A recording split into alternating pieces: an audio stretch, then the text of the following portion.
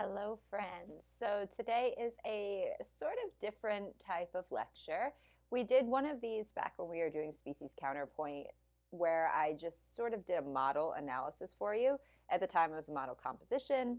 Today, we're going to work through an analysis of a piece that will model kind of the approach that I would suggest that you might want to take for your second project.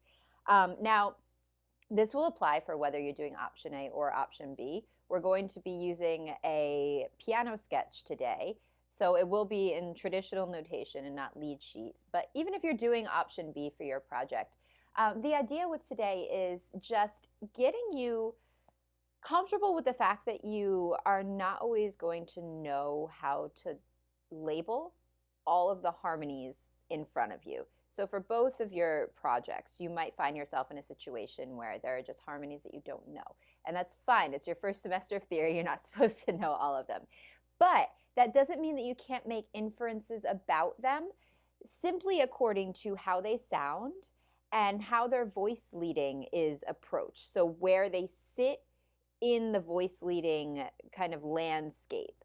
So we're going to look at a piece today that is absolutely probably too hard in terms of harmonic language. You're going to know some of the harmonies, but there are quite a few that you're not going to know. But we're still going to be able to put together a pretty solid discussion about the piece using the stuff you do know, and also kind of inferences that you can draw about the things that you're not sure about. So go ahead and get your handout. There's a score on the front page, and on the back is a kind of itemized list, a process list of sorts for an analysis. So go ahead and grab that, and we will switch over there and take a listen to the piece. Okay, what you're looking at is a section of a piece by Harry Thacker Burley. It's from a set of piano sketches called From the Southland. And each sketch, each movement, is linked to a poem that was actually written by his wife. What you're seeing here is actually the middle of the fifth sketch. So the sort of A section of the sketch is completely different from this middle section. And this middle section quotes a spiritual. And the spiritual itself, the line at the very end of the poem written by Thacker's wife is, "Nobody knows the trouble I've seen." And that's in the poem, and that sort of spurred him to use this musical quotation in the piano sketch. Some of you might actually know this song from, there's a scene in The Lion King where Zazu sings part of this song. When he's in Scar's lair, he's singing this like kind of sad sounding song, and it's actually this spiritual. So we're going to take a listen to it, but first I'm going to flip over to the back side of your handout. So what I have here is a suggested process for any analysis that you do. You obviously don't have to do things in this order or do them at all. Most of them you're going to want to do anyways. But this is a good kind of baseline for an analytical process. And you'll notice that the first thing I have on there is listen. It's very easy when you get a piece of music, when you get a score, to immediately just like dive in and start labeling things, which is fine. You're probably not going to be incorrect, but music is an oral art form. So we want to utilize that to the best of our advantage. So always listen first and often when you're analyzing. Let's go ahead then and actually start with that. So I'm going to play you a recording of this section of the sketch.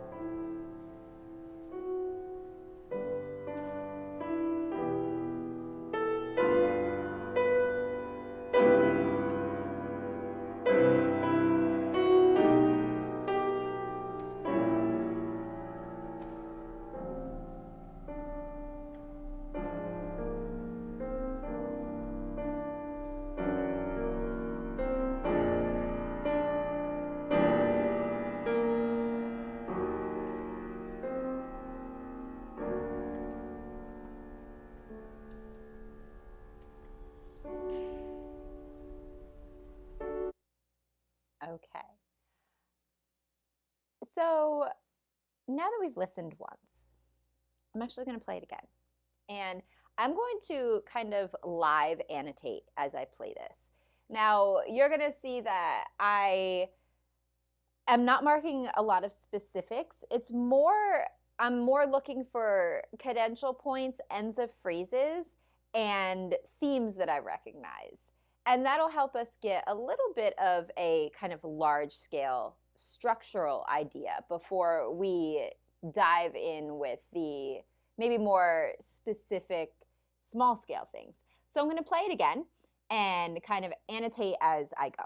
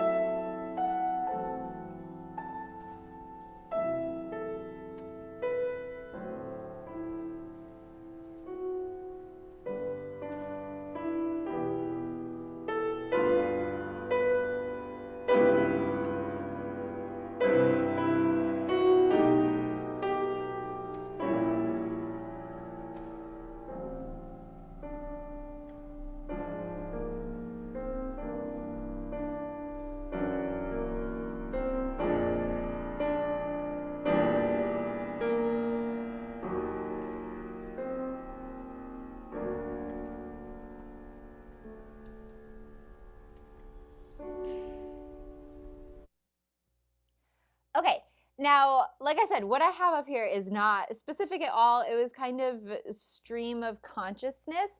And also, I obviously know the piece. So I'm trying to kind of back my brain up to what were my initial reactions when I first heard this piece. So let's see kind of what we've got brewing here. And before I even do that, I'm going to put measure numbers on this. You don't have it on your handout. My apologies for that. So I'm just going to stick some measure numbers up here so we have them for reference. And these are not the true measure numbers from the score itself. This actually happens in the middle of the movement. But for what we're doing today and what you'll do for your homework, this will be fine. Okay. Now, what I have here is a very rough sketch of potentially some formal elements. So big sections, the A section, the B section. Mostly I heard this come back here. And that made me want to label that as A. And initially I labeled this second part as A, but then it gets very much different. So hence the A prime designation. These CADs are just moments that I felt like were cadential. So I just wrote that there to remind myself so that when I start the actual analysis process, I have an idea that I'm going to need to label a cadence there eventually. And also this question mark here, because I thought I had a really good sentence going on, and then it kind of devolved when A prime jumped in before the sentence seemed to complete itself. So question mark there, something we can talk about at a later time. All right, so now we have kind of first things out of the way. My next step would be to get a key area for at least the beginning, and then start putting some Roman numerals on things. Now, I always tell people to start with what they know, and what you guys do know are all the diatonic harmonies. So looking at the very first measure and also remembering what the opening of this piece sounded like, it sounded like we were in a major key. This opening looks very much like G major to me. We are not going to tackle this entire piece. Let's do the first 8 bars. We can get a lot of discussion just out of the first 8 measures. So what I'd like for you to do is put me on pause for a moment, and I want you to come up with Roman numerals for all of the diatonic harmonies. So if it's chromatic, skip it. We'll come back to it. Anything that is diatonic, I want you to put a Roman numeral on. And then come back. We'll compare notes. Okay, let's see what you got. Now, for the most part, actually, you've got quite a few diatonic harmonies in here. Things to think about and things that might have been kind of curious to you. This second chord is a very clear pedal 6/4. It's a 4 chord in second inversion, sandwiched between 2 tonic triads, so scale degree 1 just stays in the bass. Now, these opening 8 bars are a very clear musical period. I kind of labeled that actually as we were listening, antecedent and consequent. So we're expecting the consequent to, in this instance, behave, at least initially, similarly to the antecedent. And the reason I have these question marks here is I'm expecting that second chord of the consequent phrase to be a pedal 6/4. The melody is exactly the same, but the harmony all of a sudden gets way more interesting. That's one of the things that distinguishes actually the antecedent from the consequent, is the harmony gets way spicier in the consequent. And one of the consequences of that is the bass moves here. So we no longer have a pedal 6/4 in the most technical term. I have the question marks there because I don't know if there's a better way to explain that harmony other than it's supposed to match this one, and then things get special and cool here, and it kind of throws that out the window. So we'll come back to that in a bit. Now, everything else I think you should be okay with in terms of the diatonic labels. You have some 6 chords, you've got a 2 chord here, just a big kind of tonic prolongation in measure 8, but you will notice that this tonic, and I have this even labeled as a cadential moment, it's not preceded by a dominant at all. We go from a 2 to a 6/6 and then just straight to 1. So that's something to kind of consider in terms of harmonic syntax and what rules are we breaking here. Okay, now, next step is, just because we don't know how to put a Roman numeral label on the chromatic harmonies doesn't mean that we can't do something with them. So what I would like you to do is take a moment and figure out if it's a triad. So for all these chromatic harmonies, if it's a triad or a 7th chord, what is the root of it and what is its quality? Major, major, half diminished, etc. If it is not, so if it's a cluster that contains extra notes, if it's not a triad or 7th chord, not stacked thirds in the way we know it, what is going on? Can you decipher what is going on? And if you can't, that's fine, and we'll talk about it. But at least get the triads and 7th chords with their root and quality notated down and see if you could brainstorm what the other harmonies might be. Okay, go forth and then come back when you're done.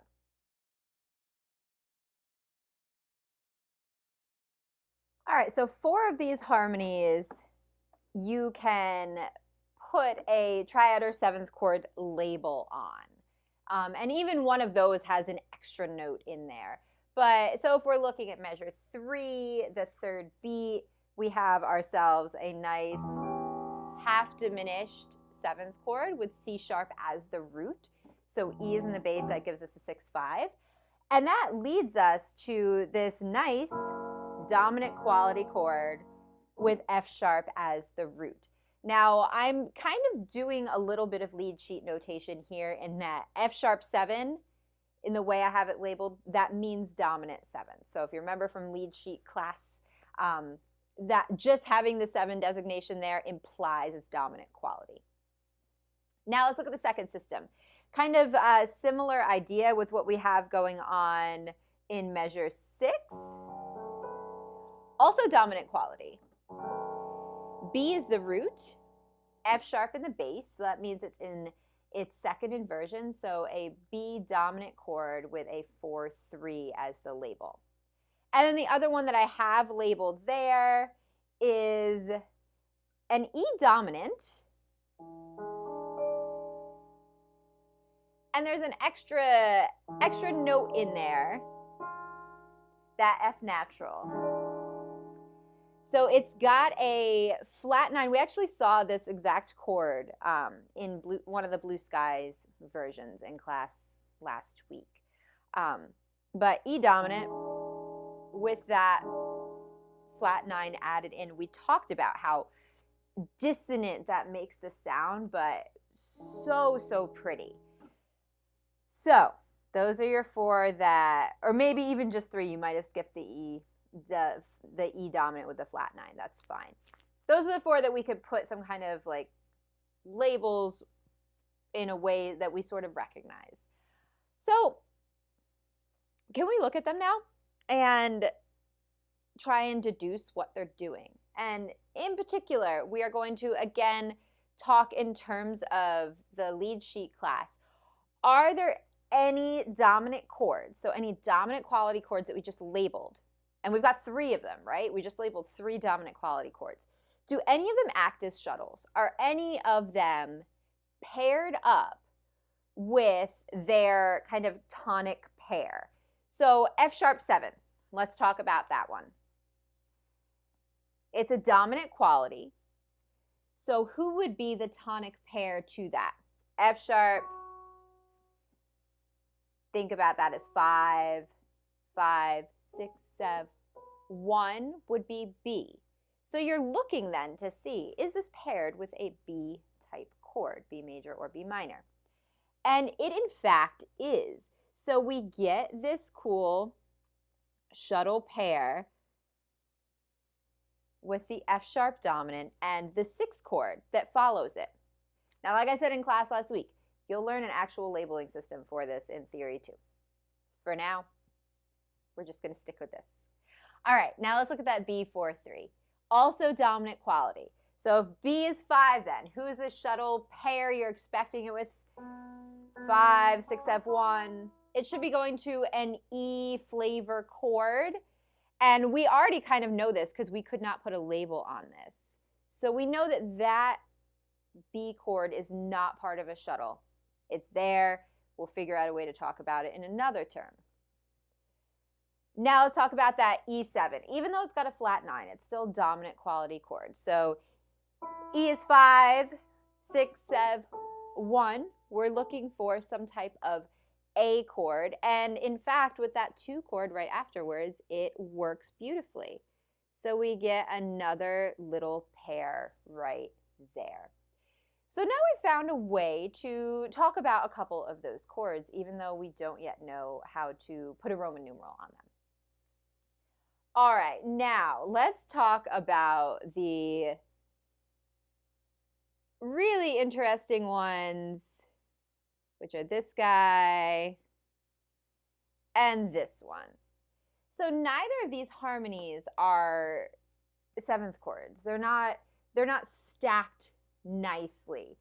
The second one actually is comprised of thirds, but some of them are not major or minor, so we don't know what to do with them. So let's talk about the one in measure 2, the chord in measure 2. I'm going to just slowly spell it from the ground up.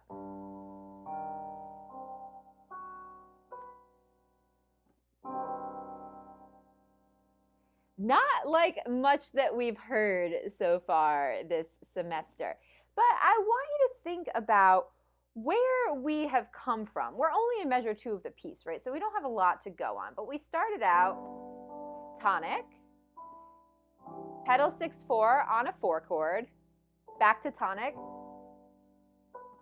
and then we go here. Can we maybe think about, for a moment, this harmony as it relates to the 4 chord that was in measure 1. So we went 1, pedal 6-4 on a 4, to 1. This next harmony It also, if it was still just a 4 chord, it'd still be a pedal 6/4 because we go back to 1 on the downbeat of 3. Can we, okay, so here's the harmony itself. I'm going to extract the top 2 notes for right now. What chord is that? G, E flat, C. So it's a C minor triad. So it's still built on scale degree 4, but it's the wrong quality, right? So C minor instead of the C major we had in measure 1. And then once we get that C minor triad, tritone, perfect 4th. So we stack all these 4ths on the top, and it creates this very kind of dissonant, unbounded sound. So it doesn't sound like it needs to or wants to resolve anywhere because we don't really know where to place it. And then we just go back to tonic. So one way to maybe think about this harmony is it related to that pedal 6/4, to the 4 chord? And you could argue one way or the other, but it's just an idea to consider as you're going about this passage. All right, now let's talk about the real cool one, which is measure 6. Now, I did say that this actually is a 7th chord in that you can rearrange this to stack in thirds, and it'll sound like this if you do.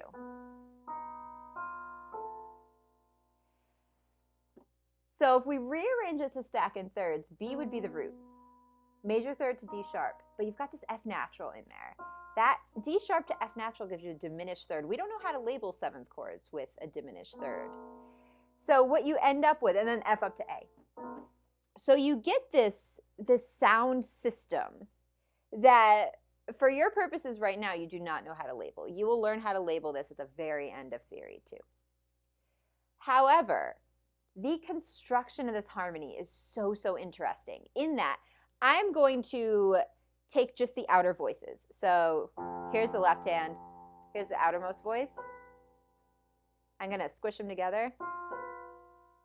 So you've got a tritone on the outside. And now let's listen to the innermost voices. Also a tritone. So we get this really, again, kind of crunchy, dissonant sound at the same point in the phrase as this other one. So both of these very chromatic harmonies are occurring at the same phrase point.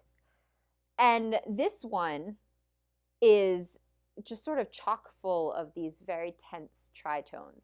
And thinking about the musical quotation from where this is drawn, it's a spiritual. The title of it is Nobody Knows the Trouble I've Seen. The text for this opening phrase is nobody knows the trouble I've seen, nobody knows my sorrow.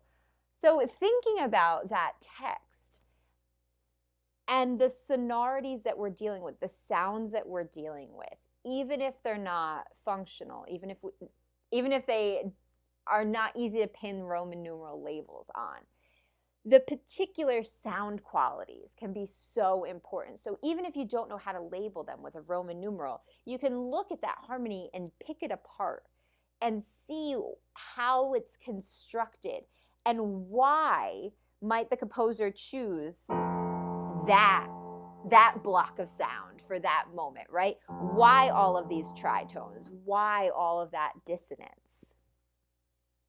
Okay. Now, I'm going to jump to the back of the page really quickly. So we've got our harmonic framework. We listened, yay. We determined the key. Phrases and cadences, we marked them. We didn't talk about them yet, and we'll come back to that. Diatonic harmonies, chromatic harmonies. Now, and this is going to go kind of hand in hand with the cadences, we're going to reconsider the phrases and talk about how they work and especially what those cadences kind of feel and sound like. Okay, let's go back. Now, I have two cadential moments marked in the first 8 measures. One at measure 4 and one at measure 8. Now, one of the reasons this piece is quite challenging for this point in the curriculum is it's not, so this is a more contemporary piece, and its treatment of harmony, Burleigh's treatment of harmony and cadence is very strongly influenced by other idioms outside of the Western classical canon.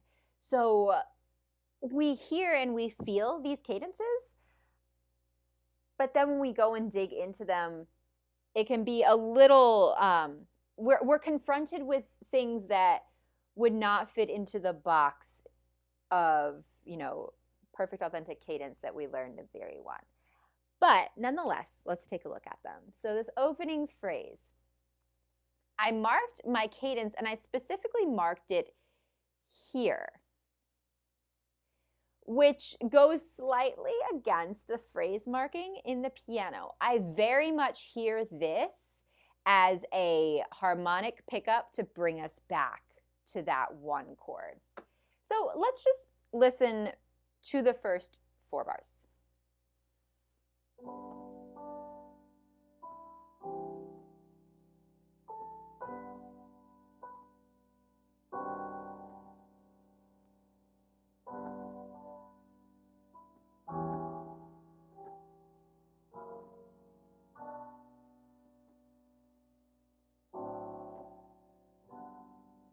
So I really hear that 5-4-3 as a pickup that's attached to the start of the next phrase.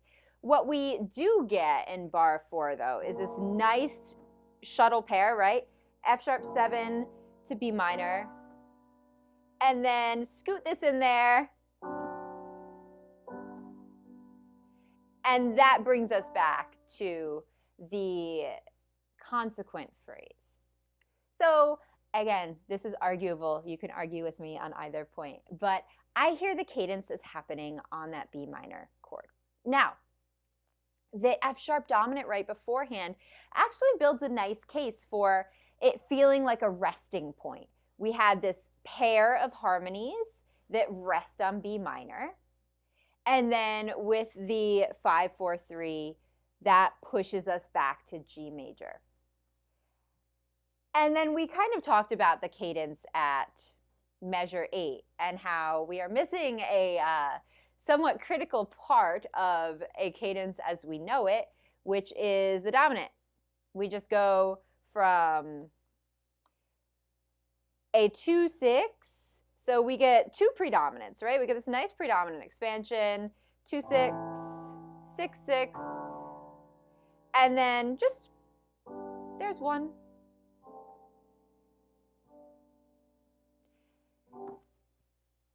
But does it sound any less like a resting point? Even though we don't have a dominant, even though we don't have a cadential 6-4 going to a dominant, does it sound any less like a resting point to you? To me, it does not. I still hear it as a moment of pause. And part of that is because Burleigh also gives us a whole measure on that tonic triad. The harmonic rhythm so far has been 1 to 2 beats. But right here, he gives us 4 entire beats to sit on and think about that harmony. So how would I label this phrase then? I'm still going to call it a period. I still absolutely hear this as an antecedent followed by a consequent. I absolutely hear this as a weaker cadence followed by a stronger cadence. Maybe it doesn't check all of the boxes for a musical period that you would see in Mozart or Beethoven, but thematically and in terms of strength of cadences, it absolutely works and absolutely fits. Now, the differences between the antecedent and the consequent we kind of mentioned in that they both have these really interesting moments of funky harmonies, but the funkiness gets even bigger in the consequent phrase. We get a little bit of chromaticism here and here in the antecedent, but then we get this B dominant that doesn't quite do what we expect it to, Get this big old tritone block. We get this really, really crunchy dominant on E. So the consequent introduces some more interesting harmonies and a bit more dissonance to what was already established in the antecedent. Now, that was about a half an hour of us just picking apart 8 measures of music. We got to the meat of the harmony. We thought about ways to kind of talk about the harmonies that we couldn't label with Roman numerals. Talked about phrase structure and cadence. And neither of those things fit in the boxes that we've learned yet. So now we're working on ways to deal with music that isn't perfect in the paradigmatic way. It doesn't perfectly fit into the models that we've been given. That is fine. The most interesting music breaks rules, right? So now we're starting to develop these lines of questioning to dig deeper into curious passages, into passages that do something unusual or something interesting. I want you to kind of keep this in mind as you approach your second project. If you're doing the Schwanengesang piece, the whole 3rd page is just some theory 2 stuff. But that doesn't mean that you can't talk really specifically and intelligently about it, even if you don't have any idea harmonically what's going on in terms of Roman numeral labels. That doesn't mean you don't understand what the music is trying to tell you. Similarly, for your lead sheets, you might get some funky passages that you can't make sense of initially, but pick apart those harmonies. If you can, sit at a keyboard and play them. Figure out what they sound like, how they're constructed. We had no idea what this thing was, but we can sit there and we can kind of dissect it, for lack of a better term, and really kind of dig in and see what's going on in there and what do those sounds evoke in you and why that sound cluster instead of any of the other ones that the composer could have chosen. Why that specific one? Okay, cool. So I'm going to leave you with that. Your homework that's due on Monday in our 2C is going to ask you to talk about the second half of the piece a little bit, not anywhere near in the detail we just did. The second half is actually even more chromatic and weird. But it's going to ask some questions about that, and I'll ask a couple of more detailed questions about the first 8 bars. So have fun. I'll link you to the performance too if you want to give that an extra listen. And I hope you all have a wonderful weekend.